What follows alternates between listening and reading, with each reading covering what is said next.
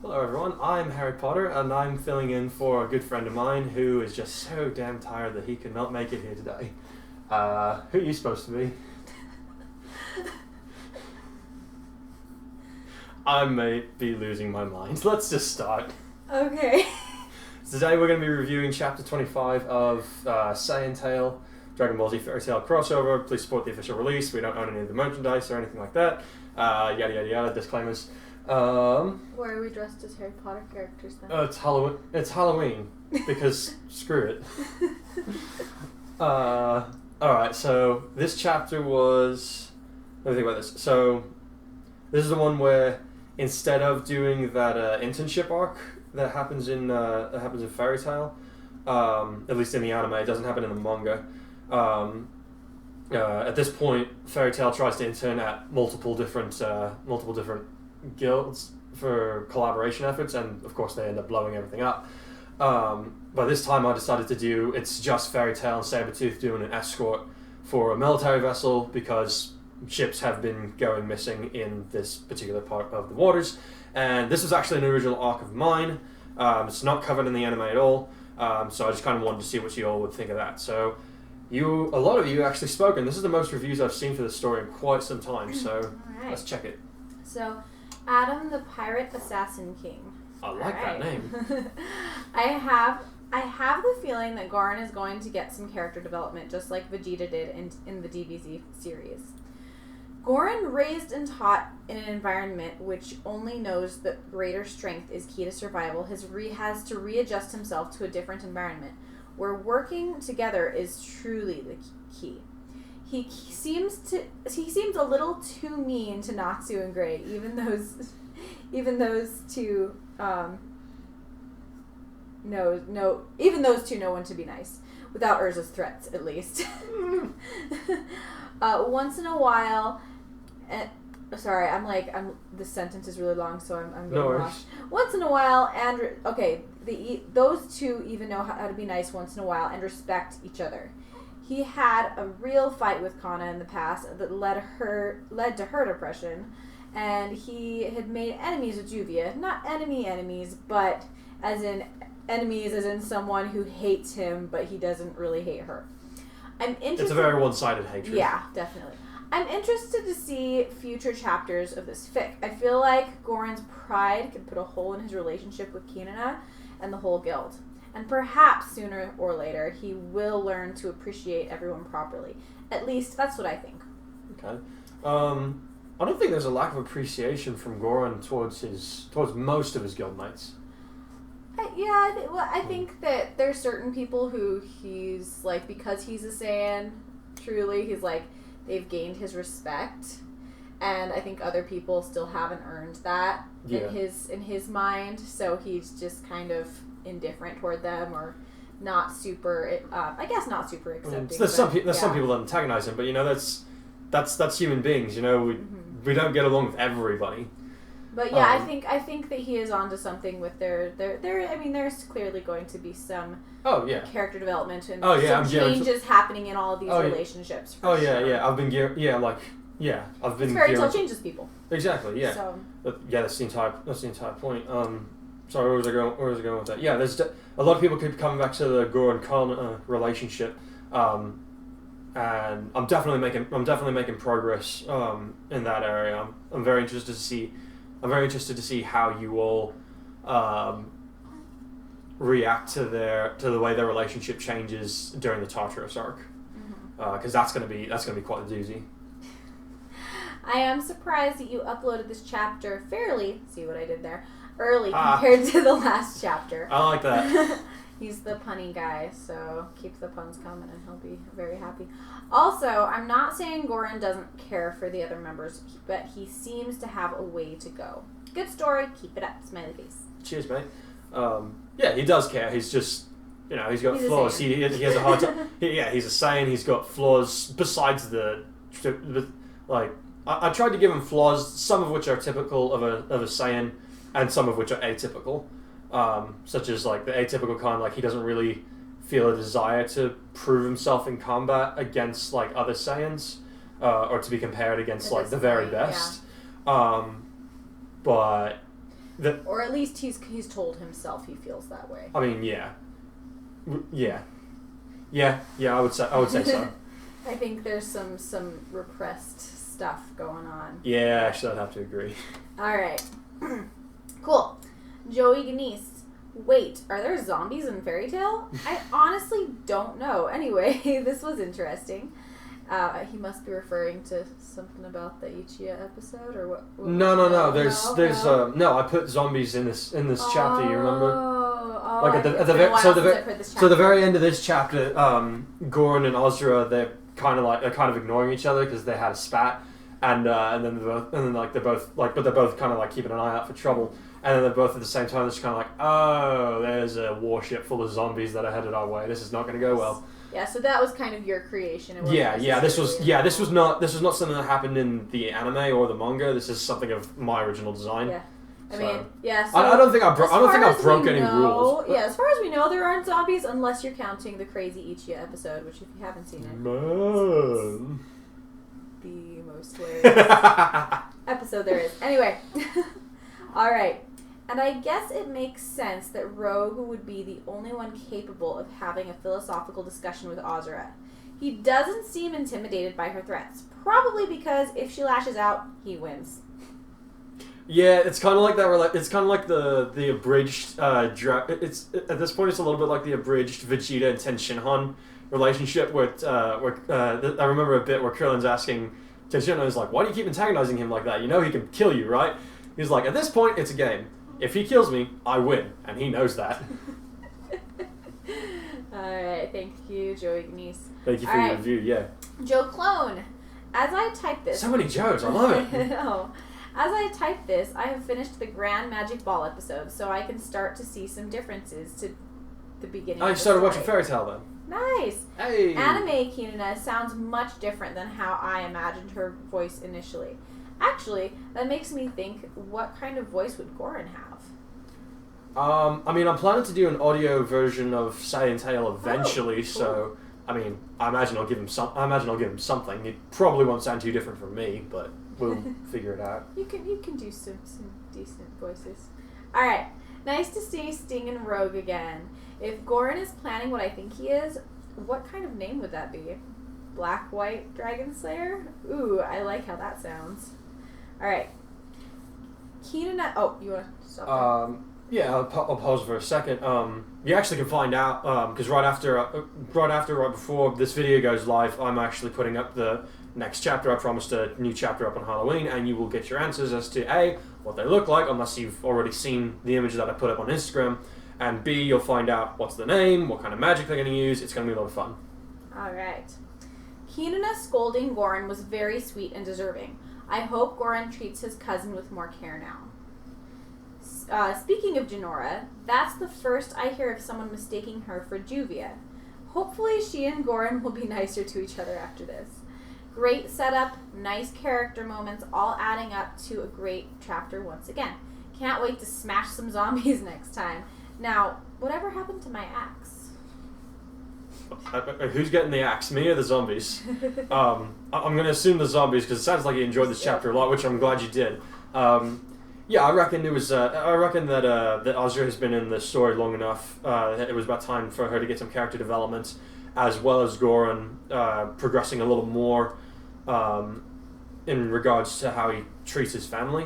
And I thought it would be appropriate that Kinuna be the one to kind of tell him off a bit, because that she's closer to him than anybody else. He probably wouldn't have listened to anybody else, or at least he would have listened, but he wouldn't have really taken it under advisement, if you know what I mean. So yeah, that was a good bit to write. All right, cool. So this is a guest. All right. Great chapter. One problem though. Goran is being stupid about his Saiyan heritage. There, I said it. Come on, guys, attack me. I'll take you all on. Okay, Natsu. But in all seriousness, it doesn't make sense how he is so caught up in some sort of shame of being part Saiyan. That's like saying all white people and anyone who is related to them should be ashamed of themselves because they are distantly related to someone who once owned a slave. I'm pretty sure I'm related to a Spanish conquistador or something like that, and it was a great grandpa from like 1 million generations ago or whatever, and I honestly don't even care. I understand he was trained and probably raised to a degree by Vegeta, and that's probably what ticked him off. But still, he ditched his entire family because he didn't want to be born into fame and wanted to be his own man. Best son in the world, am I right? Want me to pause there or keep going? I think all of it's kind of related. Okay, all right. If I were him, I would be more ashamed of being related to Hercule rather than being part Saiyan.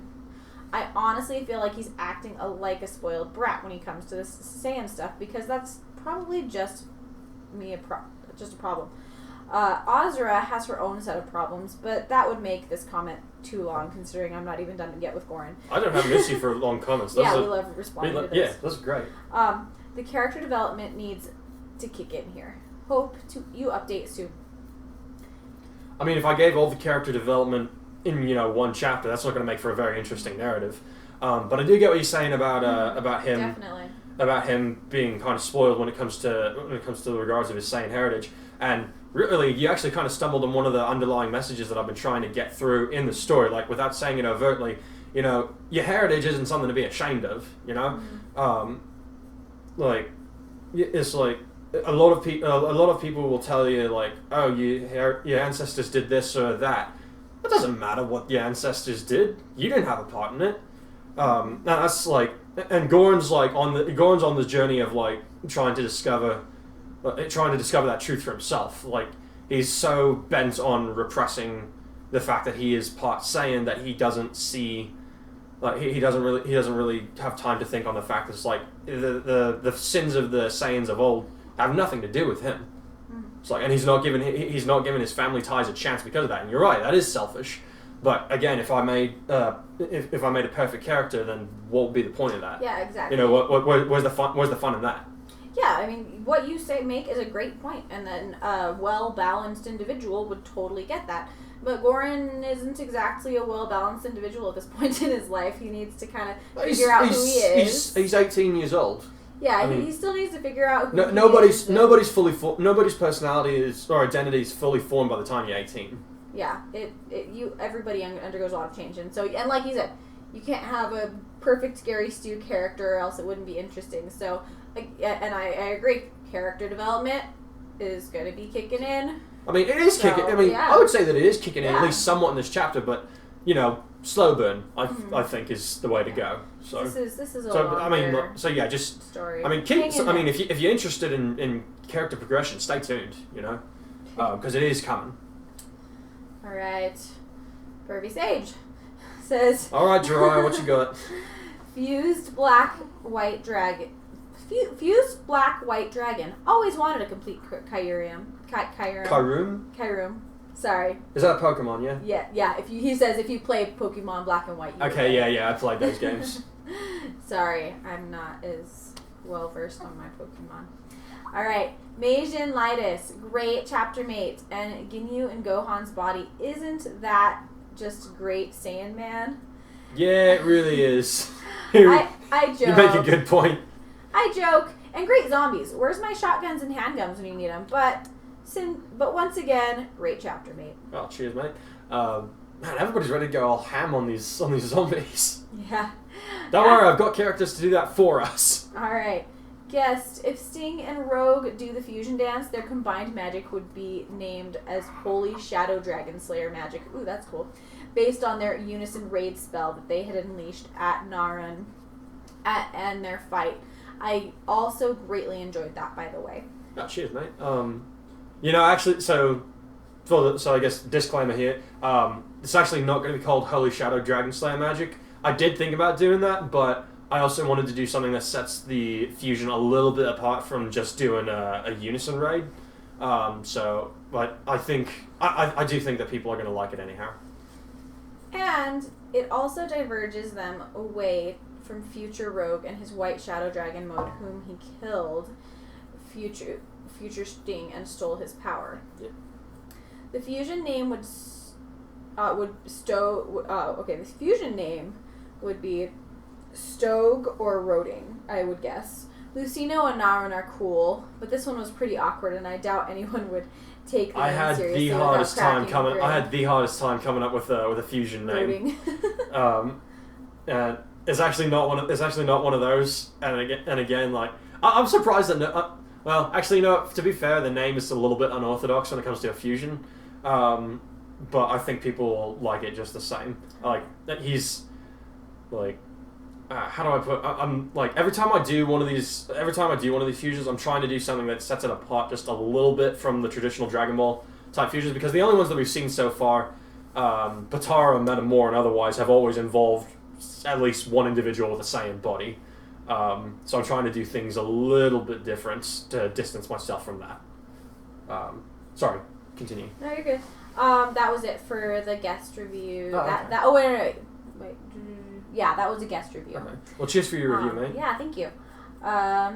Simon, I know I said you'd hear from me sooner, but look where that went. Ugh. The dude knows, but of course Becca maybe doesn't. Feel free to explain to her if you hadn't already. Okay, cool. We'll talk about it. We're just glad you made it. Yeah, glad. I hope you're doing okay, dude. I know you've been having a rough time. Yeah. Anyway, review. Nothing to critique too much here, but there are a few moments worth mentioning. The first being the reunion of Fairy Tail and Sabretooth. Nice to see that it isn't a hostile one, minus Kaiden and Azura's feud, which I get and I'll get into a moment. It's good that Yukino isn't being held down by her past with them and is still at least friendly towards Sting and Rogue. Speaking of Yukino, while cheesy, that speech Kunina gave her was sweet. And it let her know that she is at home. She is at the home she deserved. That still bugs me in the original series with her. Yeah, yep. We agree. It's like, it's one thing to forgive someone who did something that terrible to you, but continuing that relationship is from a narrative from a narrative viewpoint. I understand why Mishima didn't have a joint Fairy Tail, was because it's like, oh, everybody that's been abused by another guild or another party, they end up joining a Fairy Tail eventually. It was an attempt to break stereotypes, and while I appreciate the effort to do so, I think it was misplaced. It should have happened with some different characters, not with Yukino. She should have joined Fairy Tail. Yeah, I feel like it was his way of trying to get the audience to forgive Sabretooth. If she could forgive them, then anybody could. Okay. And so I can understand that, because otherwise I think it may have been a little harder for us to root for them later on. I suppose that's true, yeah. But yeah, I totally see both sides, and like at the time I was like, dang, I want her to be in Fairy Tail. Why is she going back with those crazy people? But we know and love Fairy Tooth. Sabretooth. Now, so it's like the further you get in with the series, that's what Fairy Tail does. There will be some horrible individual, and then eventually you end up loving them. I mean, yeah, look at Gajiel. Yeah, dang, Gajiel. There's so many characters like that in this show. Anyway, yeah, that's a good point. All right, so now I know what the fusion you put on Instagram is. The fusion of Sting and Rogue. Oh boy, that'll be fun to see. But I wonder how much they messed up during those 2 hours until they got it right. They messed it. Let me think. I think I covered this in the chapter, but I believe they screwed it up 3 times before they got it right. Yeah, because you can do it every 30. If you do the fusion wrong or correctly, it doesn't come undone for 30 minutes. So they got it wrong. If I remember correctly, they got it wrong 3 times, and Goran was just like, nope, try it again. All right. The pep talks to both Kaiden and Azura from Kunina and Rogue, respectively, were interesting to listen to. And it's ironic how the kid tries to disregard his heritage while ignoring that his race changed to peacekeepers and that Universe 6 Saiyans are good guys. Such an epic burn on top of the unprovided hostility toward her. For the girl, I can say for her that she's the Vegeta of this story. That's all. Yeah. I mean, yeah, I did want to go for a similar dynamic between Vegeta and Kakarot. But at the same time, I'm trying to make it a little different. Since Vegeta calls Goku Kakarot, and the latter doesn't mind at all, even asking Broly in the Super movie to call him on it. Point being, on top of being a better name, Kaiden is part of who Goran is, and he needs to accept it instead of rejecting it. If Goku can accept being Kakarot despite initially rejecting his own heritage, he can too. Grow up already, kid. I mean, okay, fair, but also not fair, because if you think about it, it took Goku decades to be okay with being called Kakarot. You know, like, it wasn't just something that he was immediately like, oh, hey, that's my name. No, it was like, that was a serious identity crisis for him. You know, he's been Goku his whole life, and then up shows Raditz and it's like, actually, your name's Kakarot, and you're part of an alien race, and you're going to help me blow this planet up so we can sell it to Frieza. It's like, that's not a great way to learn your actual name, you know? And like, well, clearly it's not as traumatic of an existential crisis, but again, it took Goku the better part of like 30 years to be okay with being called... He was okay with being called Kakarot by Vegeta fairly early on in their relationship, like kind of after Namek and all that. But it took him much longer to get up to the point where he told Broly, you know, my name's Goku, but you can call me Kakarot. That's the first time in the entirety of the Dragon Ball saga that he has referred to himself by his Saiyan name, much less encouraged somebody else to call him by that. So I felt like, again, it's not as traumatic for Goran to be called Kaiden, but it is something that he still has to come to grips with in the end. And it's not going to happen overnight. Yeah. So again, character development. It'll happen. Promise. You guys know him. He can do it. Alright. So now we have an undead military army about to attack. Oh boy, how's this going to go? It's going to go awesome. Forward to it. Keep it up, man. Alright. Thanks, dude. Is that everybody? That's everybody. Alright, well, I've got a son who is needing to be attended to, so I'm going to cut this short and just say thanks so much for watching. We'll see you all next time. I hope you enjoy the next chapter. Catch you later.